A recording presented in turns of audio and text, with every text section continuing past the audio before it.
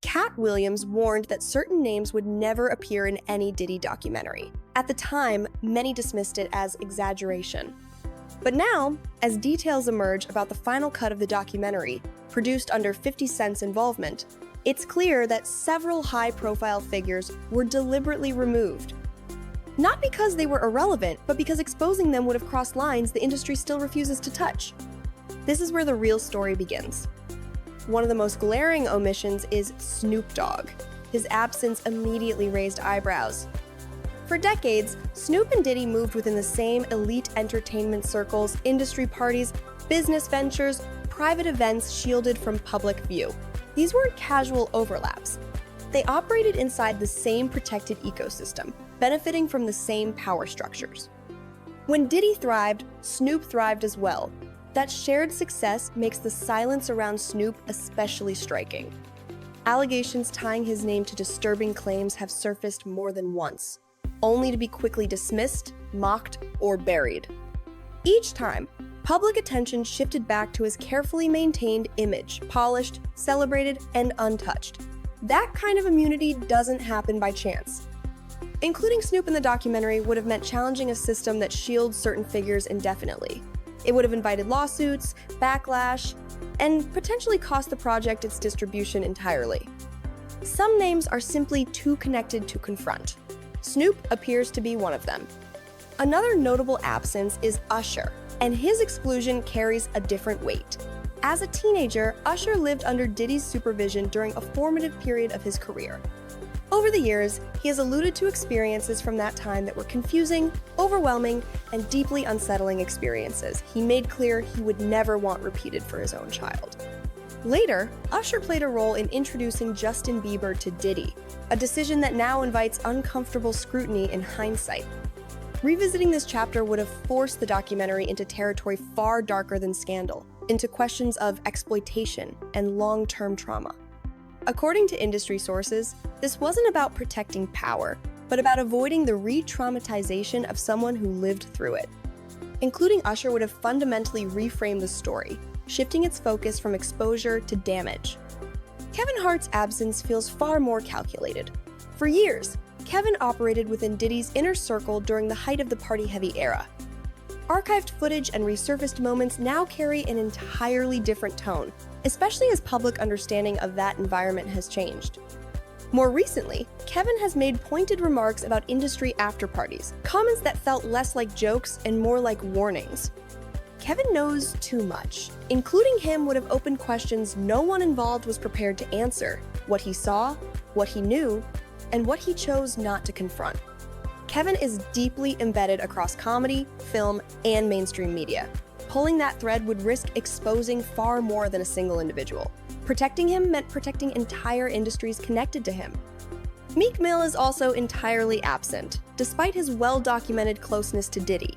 Persistent rumors surrounding leaked audio and private recordings circulated briefly online before disappearing just as quickly. Although no claims were legally verified, the speculation alone created enormous risk. Meek publicly denied the allegations and positioned himself aggressively against them, even offering funding for formal investigations. From a legal standpoint, including him without airtight evidence would have invited immediate lawsuits capable of shutting down the documentary worldwide. Unlike victims with limited power, Meek occupies a position where accusations trigger counterattacks. The decision to remove him reflects legal caution, not innocence or guilt. Perhaps the most unsettling omission is Mase.